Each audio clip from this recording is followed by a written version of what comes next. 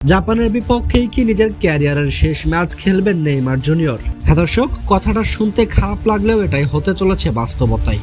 বিশ্বকাপের নকআউট পর্বের দ্বিতীয় ম্যাচে আজকে জাপানের মুখোমুখি হতে চলেছে 5 বারের বিশ্ব চ্যাম্পিয়নরা।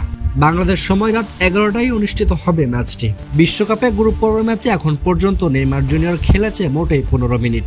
ইনজুরির ভয়াবহতা এবং রিফ্লেক্সের কারণে ডন কার্লো অঞ্চলের নেইমার জুনিয়রকে পুরো ম্যাচ খেলাননি। তবে সম্ভাবনা রয়েছে জাপানের বিপক্ষে ম্যাচে খেলবেন তিনি, তবে প্রথমার্ধে অথবা দ্বিতীয়ার্ধে। ব্রাজিলের টিম ম্যানেজমেন্ট জানিয়েছেন পুরোপুরি 90 মিনিট খেলার মতো পরিস্থিতি এখনো তৈরি হয়নি নেইমার জুনিয়রের। এদিকে বিশ্বকাপ শুরুর আগে নেইমার জুনিয়র জানিয়েছিলেন এটাই তার শেষ বিশ্বকাপ। এখন সবচেয়ে বড় কথা হচ্ছে জাপানের বিপক্ষে নকআউট পর্বের ম্যাচে যদি ব্রাজিল হেরে যায় তবে সেই ম্যাচই হতে চলেছে নেইমার জুনিয়রের জাতীয় দলের হয়ে খেলা শেষ ম্যাচ। এর পরবর্তী সময়ে হয়তো ব্রাজিলের জার্সি গায়ে আর দেখা যাবে না এই প্লেমেকারকে। পরিসংখ্যানের দিক থেকে জাপানের চেয়ে অনেকটা এগিয়ে থাকবে সিলেসাওরা। তবে বর্তমান পারফরমেন্স অনুযায়ী শক্তিমত্তার দিক থেকে ব্রাজিলকেও ছেড়ে কথা বলবে না জাপান।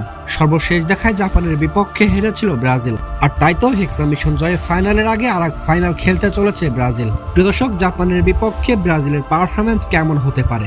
আজকের ম্যাচে নেইমার জুনিয়র শুরুর একাদশে না থাকলেও তাকে দেখা যেতে পারে হাফ টাইমের পরে। প্রিয় দর্শক, আপনার কি মনে হয় আজকের ম্যাচে কি নেইমার জুনিয়রের সেই ক্যামিও দেখবে ফুটবল বিশ্ব? আপনি যদি সত্যি ফুটবল প্রেমী হয়ে থাকেন তাহলে এই ভিডিওটিতে লাইক করতে ভুলবেন না, আর ভিডিওটি শেয়ার করবেন এমন বন্ধুদের কাছে যারা নেইমার জুনিয়রকে অনেক ভালোবাসে।